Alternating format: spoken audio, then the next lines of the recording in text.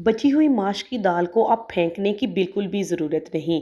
इस तरह के मज़ेदार से कबाब बनाकर आप लोग फ्रीज़ करें और जब भी मेहमान आए आप लोग उनके आगे सर्व कर सकते हैं।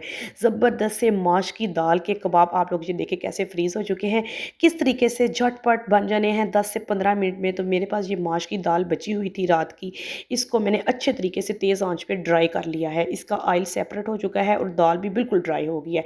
इसको मैंने चॉपर में डाल के अच्छे तरीके से चॉप कर लिया था और थोड़ी देर के लिए फ्रिज में रख दिया ताकि ये ठंडी सी हो जाए। जब ये ठंडी होगी तो इसके अंदर मैंने 1 प्याली चिकन बॉयल करके श्रेड करके डाल दिया। साथ ही इसके अंदर मैंने तकरीबन 2 से 3 टेबलस्पून बेसन मैंने भून के रखा था ताकि इसका कच्चापन नहीं आए।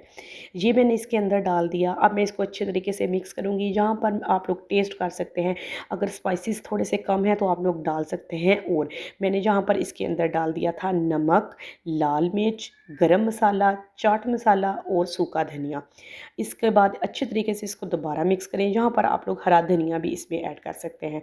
अच्छे तरीके से मिक्स कर लेने के बाद इसके आप लोग गोल शेप में कबाब बना लें और आप लोग इस टाइम पर इसको 1 माह के लिए आराम से फ्रीज़ भी कर सकते हैं, कोई मसले की बात नहीं। हाँ जी, माश की दाल के कबाब 1 माह के लिए आप लोग फ्रीज़ भी कर सकते हैं। उसके बाद अच्छे तरीके से आप लोग अंडे में डिप करें और इसको आप लोग फ्राई कर लें लाइट गोल्डन ब्राउन।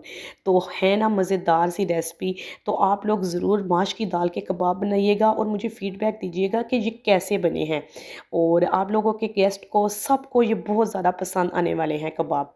तो इसी तरह की आसान आसान वीडियोस के लिए मेरे चैनल को सब्सक्राइब करें और इस वीडियो को लाइक ज़रूर कीजिएगा और अपने सारे फैमिली फ्रेंड्स के साथ शेयर कीजिएगा कि इस तरह के आसान आसान कबाब आप लोग भी ट्राई करें।